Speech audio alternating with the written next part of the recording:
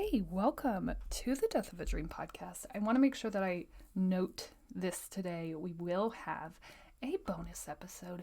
That's right, dropping today. And we are talking about all things money and the importance of changing your perspective on money, how you handle it, how you deal with it, your relationship. And I'm just real pumped. I've been looking for a money expert for a while. That seems to be one of the bigger holdups for people with living their dream is the money portion. And so we're breaking that down a little bit today. Really just breaking it down into small sections because money is such a big energy. Just starting to better explain and understand how to take back your energy from that place, and how to just better deal and be, period, around money. So I'm excited to launch that episode today. Make sure that you check that out. Usually those drop around noon or so, but if you subscribe, you're going to see it. So I'm really not worried. Okay, let's go ahead and ground ourselves in our greatness. Whew. My great thing has been presence isn't necessarily something that I can claim this week. It has been really hard to navigate all of the places that my head has been, all of the anxieties that I've had to actively recover from, the stresses, the just overwhelm and under knowing what the state even is going to be. So I will not claim presence. What I will claim is the dedication to pulling myself back, the dedication to that continued soul work that we have going on. And, I think especially right now, everything is so disruptive, everything is so crazy, that if you have the ability to kind of tap back into yourself, to listen to your own thoughts, to listen to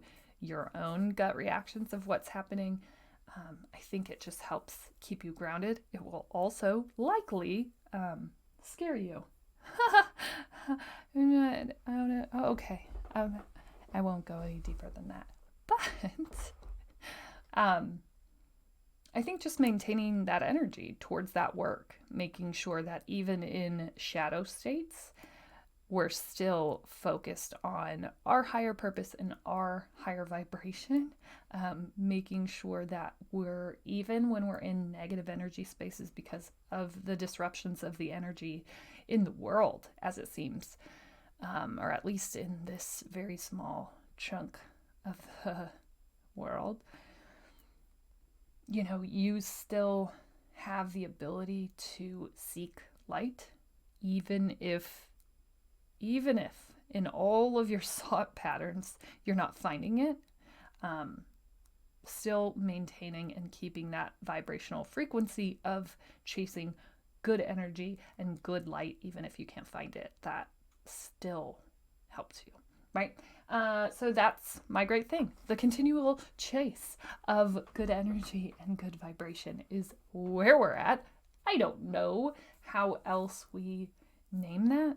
There's not really a more comfortable way. And you can go as deep as you want to in that work, like find your own comfort level or find no comfort level at all, right? You might have listened to yesterday's episode and said, this girl has gone off the deep end.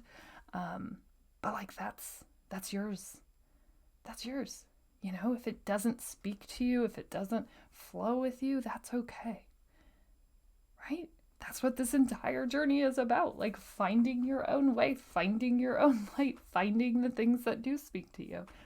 I'm not sitting here hoping or claiming that I will be that for you. My only hope is that if this is going a direction that you don't vibe with, you continue searching for what does. Right? It's yours. And I don't know where we're going, so I can't sit here and predict what's going to happen. I can't predict which lane we're going to go down. I wish that I could. It would definitely be a lot easier from a branding standpoint to stick to 1 to 2 subjects, but this is life work. What started as limiting belief crushing has now turned into this healing of self, this finding of self, this strike of purpose and why, right? Like we're writing red lines through that for me right now, because thinking about yesterday and where we went, I don't know that you have a purpose. And I've talked about that before, and I was challenged by that because while I want to believe that, I don't know that I fully understood that. Now that we're at this place, and that was probably 3 months ago, I remember having that discussion of like, you don't have a purpose. You don't have a purpose. You don't have a purpose. And then we started to explore like your identity isn't tied to anything. And so when you put those two things together, that's such a hard concept to digest as a human being, right? Because why are we all here then? If we don't have a purpose and we don't have an identity that's tied to the things that we do, then who are we? Right? And I think it's what I talked about yesterday. At least for me it is, as I'm continuing to explore this. And I don't know where we'll end up. So I'm just saying. It's not about what you do. It's about, right, like the higher seeking of love and light. And your ability to match those frequencies comes with your ability to, and I wouldn't even say manage, I would say express your emotions, right? And the acknowledgement that they all exist. And so when we work into these worlds, right, where we're only allowed to express certain emotions, where we're supposed to just suck it up and not have those, right? We're told that we need to suppress them. And those emotions are sometimes the very way in which we are to operate and experience the world. And, you know, those things, those beings that are saying like, just get over it, don't have those emotions, those are suppressors, right? And those same strategies are the things that are causing this imposter syndrome, or causing this energy that you're not going to be good enough, right? And I don't know, yesterday was the first time that I had kind of called out, start experimenting, and not experimenting in the fashion of like, I'm going to monetize this, I'm going to do something with this. You know, when we started this work with the podcast, I didn't ever envision, I think I started envisioning like, this is how I'm going to get rich, this is going to be the thing. And now it's in this place of, this is how I express myself. This is one of the art forms, one of the many ways that I create, right? And express the things that I'm feeling.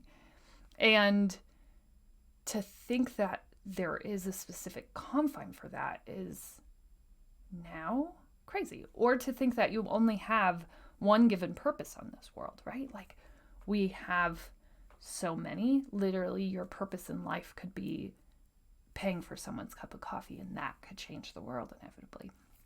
And so I want us all to just remain focused on our own energy, and not that that is always going to be light, right? Like, I'm trying to rescue myself from this dark energy right now, and it just isn't seeming possible.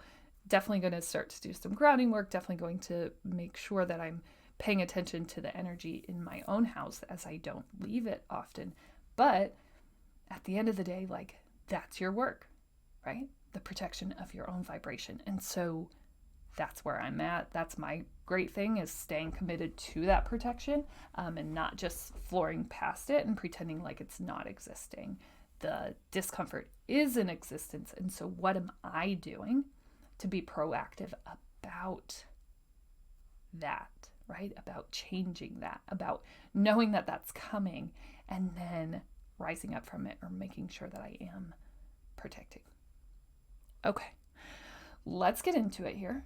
Okay, do your own great thing, like recognize, talk about it, think about it. The more physical that is for you, right? Like if writing is your thing, but like make it a physical gesture. It could be speaking your great thing. It could be singing your great thing in the shower. I don't know what you're doing, but like the more physical that you can make it, right? It can live in your mind and that's okay. But if we can take it to the next level and make it a physical expression, that really taps and I don't know, it just makes it an actual experience, which causes an emotional connection to it, which then, right, starts to shift our belief. Okay, we are kind of going everywhere, and I am so here for it. Today we're talking about villains, and this is what I think when you read that, you're probably like, oh, villains, oh, yeah, obviously there's a lot of distress in this world. There's a lot of craziness. That's what we're going to speak on. And this is where I'm at. Okay, first, there's way too much craziness for me to unpack anything that's going on. I have not even the slightest clue. I can't even express any one way. I will just say, like, continue to make sure that you're taking in all sides, all different sides. We don't know at this point. We don't know, and some of that is probably intentional, right? The intentional confusion of an entire population, but we don't know. So the greatest thing that you can do, I think, is to take in information from multiple sources. Don't just allow yourself to take one in just because that's what vibes with you. Like, continue to push and expand your own mind. Knowing that there are different sides to every story, and it's important to hear all of them because at this point, none of us really know what's going on and what's real. Okay? We can think that we know, but we never really know. Yikes. Whew. Okay, so we're not touching on that. That is not what the villains is about. The villains really is about this mental state that we get in, right? And I think this is such a crazy concept and idea. And for me, we're talking about money today. Money was a villain in every instance of my existence. It had always been proposed as a villain. People who had it were villains in my upbringing. My parents villainized money, and people who had money, it was very villainous state with money. And so when I transitioned into adulthood, right, I'm naturally going to take that on. And the villainizing of money is kind of an underlying heartbeat of the middle class, right? Like, hey, can't have it, won't have it. Even if we get it, it just goes away, right? And so that had always been a villain for me. And that was basically how I kind of operated in life, right? Like that there would never be enough, that I would always be a victim to money, and that money controlled my being. Okay, that's a pretty deep construct. That's a pretty deep thought. This is where we start to shift out of that, right? And we can't get there without denouncing the villain. And so for me, it was like, do I actually believe this? Or is this what I'm being told? 1. 2, is money an actual villain? Right? Or have I just been told that, and so I'm just going out and finding people who believe that same thing and making my tribe of people who suffer under the villainous state that money is. And so I want you to think about that anytime that you're villainizing something, right? Or someone, you're inherently shifting the power, right? And it's intentional, Whether you're really thinking about it or not, it's intentional. It's intentionally moving yourself into a victim state, into a victim energy where you can't overpower it, right? Acknowledging that something is a villain to you means that you have succumbed to them, right? And now they are in control. And we have to start to take control back from any villain that we have. But think about the last time that you villainized a person, right? You were exchanging that power. You were essentially moving your own power of a situation to someone else, therein giving them the power, giving them your energy to be in control, and losing all of your control. Right? And so when you do that with beliefs, right? When you do that with something that isn't physically manifested, right? When you do that with these things that you hold on to from your childhood that you've been told, you aren't in a place where you can really do anything. When we're constantly falling as a victim, we are constantly giving away our energy and power to be in control in any given situation. Right? And there definitely are villains, right? We all have them. However, our shift of power is what's important here. If you're even sitting and thinking that someone, something, any given thing that you can assign power to, that you can fall victim to, has the power over you, you are wrong. Sorry. Yikes. Right? And anytime that you shift that, you're giving that energy away, right? Thus, giving that person more power, giving that item, that subject, that physical thing more power, thus making it even stronger to rise up against you and not allow you to do whatever it is you're wanting to do. Right? Think about that. Think about it. Gosh, and I want you to acknowledge that villains have to exist. We just don't have to succumb to the power of that person, right? We don't have to give that energy. I know, right? And so when you're in this state, when you're in a victim state, when you are not allowing control in your own life, when you're constantly falling submissive to everyone with more power, you're transferring all of your power out. And you can't be effective there. And it's not an overnight fix, right? Like, you don't go from victim status where everyone's doing you wrong, woe is me, I could never do the things that I want to do because of X, Y, Z, B, A, C, right? And so, like, start to listen today to how often you are in victim mode, right?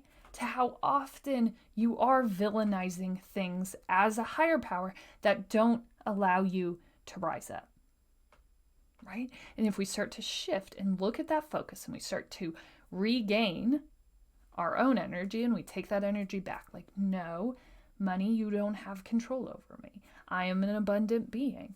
I have full control over my money. I just am not actually taking control of it, right? And when I was in that victim state, when I was villainizing money from that place, guess what? I had none, right? Because I was just a victim. There was no way for me to control this. I can't understand a budget.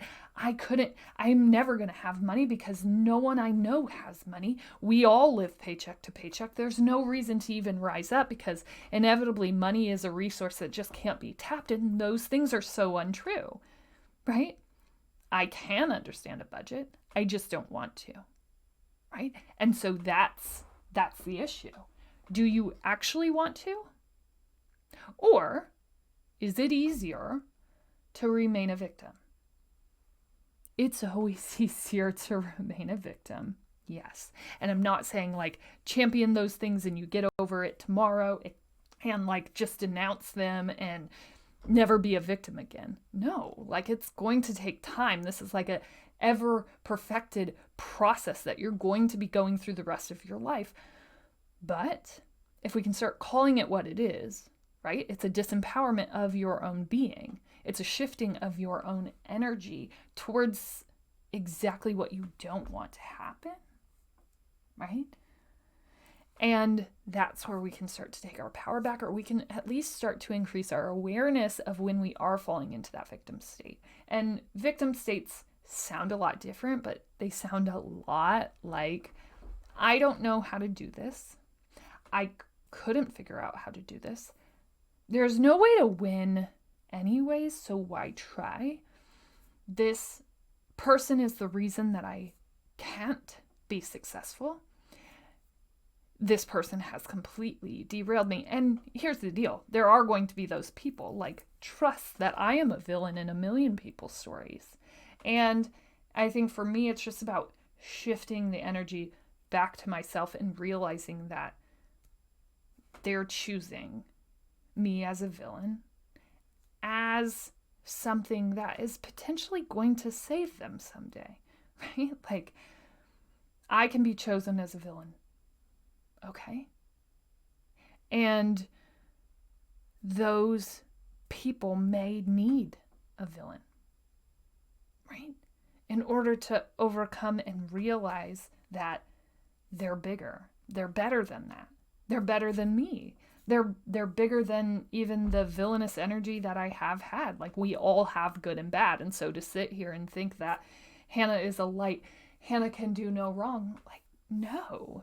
It's a continued seeking of light, but to think that I'm never going to slip up, to think that I and you are never going to move into villain status is crazy, right? And to think that we're never going to move back into victim status. Like, that's the importance of chasing that higher vibe, of knowing and understanding that we all fall back and forth, right? But if you're paying attention to yourself, to your own energies, to the things that you're saying, to the like underlying heartbeat of the conversations that you're having, that's when we can start to take that step past, right? There is no one person who can prevent you from doing what you want to do, right? And like, well, that's kind of a loaded comment to make, because there definitely are instances where abuse exists and there really is no physical way for you to escape and do the things. But hopefully, right? Hopefully you can start taking your power back, because submitting really leads us in this state where all things are impossible, and it's a slippery slope. The second that you start to acknowledge that someone else has power over you, you are acknowledging your acceptance to transfer that power to that person, to that entity, to whatever that thing is, right? And then it only grows stronger. Huh? Okay. So today's just start thinking about what it looks like to shift out of victim mode, what it looks like to become a champion of your own life and your own energy. And it's going to be a slow climb. For some of you, it's going to be like, oh, I hear that. Now I'm shifting out. And yeah, we're good. I was definitely in a victim state, right? And you'll start to pick up on those conversations, right? And even when we talk about beliefs, even when we talk about limiting beliefs or things that were holding us back, again, that's a transfer of energy. We're giving power to that thing, and it has no choice but to overpower us, right? When you think about imposter syndrome, when you think about I'm too dumb, when you think about I can't do that, I can't learn that, I can't figure that out, like, period and bottom line to all of those things is like, you absolutely can. Google. I'm just saying, like, everything that you want to do is possible. A lot of times we're just giving those limits more power than we're giving ourselves. And so today is about the transfer back of that power, the transfer back of that energy, and finding ways to express and feel those things fully, and then taking them out and creating something out of even that negative energy, right? And we talked about that yesterday. And whatever that looks like for you, I don't know. Are you speaking? Are you telling jokes? Like, how do you express that? And it's going to look different depending on what it is. There are some things that I feel perfectly comfortable openly expressing on this podcast. And there are other things that I would never bring here. They're way too close and personal to me. And so how am I expressing those things? And for me, talking things out, brainstorming about things, having open expression in that field is really comfortable and probably my most comfortable expression of my feelings. However, for these things, like, I don't feel comfortable doing that. And so right now, like, I'm openly exploring what that expression could look like. Does it look like painting? Does it look like dancing? Does it look like singing or drawing, or like what feels comfortable there? Because the speaking expression of that thing is not something I feel comfortable with yet. And so, right? Continue to explore and shift, and don't shift into this place where you all of a sudden become a victim again, where you have imposter syndrome about creating. Like, understand that we are the ones that put confines on the things that we are supposed to do, right? There's nobody out there like, hey, draw a picture and become an artist tomorrow, or there would be no reason to do it. I mean, there absolutely are. Trust me, I've taken some of the master classes. Right? But you can transfer that power to that, right? That would be a victim status. Don't do the thing. Trust. I watched a master class that was like, do not, whatever you do not start a podcast until you have a list of 1,000 people, right? Because even that list is going to be very minimal of who listens. Well, it's about the intention. Is this about expression, or is this about the importance of my fame and my success in this world? It's about expression, right? It's about allowing myself to relieve that pent up expression of what I'm seeing and feeling and experiencing. And so once we start to shift into the expression world, it allows for less victim states and more relief of what we're feeling and experiencing. And so don't put your own confines on that, right? Don't become a victim of the confines in which you believe you need to put on any one thing, right? It's about the proper expelling of energy and the shifting that back, right? When we create something beautiful, when we just create, that's a positive energy exchange. So when we're taking a negative, right? A negative energy, anger, resentment, whatever, when we're taking that and we're expressing with that, we turn it into a positive. And so that's where I want you to get today. Start to shift out of that victim mode.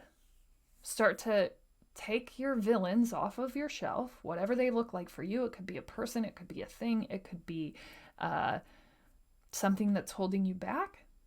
Take those off of your shelf and start to explore what it looks like to not transfer that power, to not shift all your energy into believing and manifesting that negative, right? What does that look like? And start to just pay attention to how often you are in victim mode, to how often you are shifting your energy there. You don't even have to do anything with it today. Like, just start paying attention to the pulse of the positive and the negative.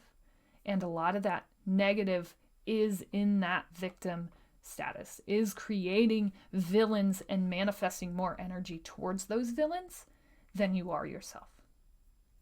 As always, you're smart, you're strong, you're beautiful. What are you going to do? Change the world.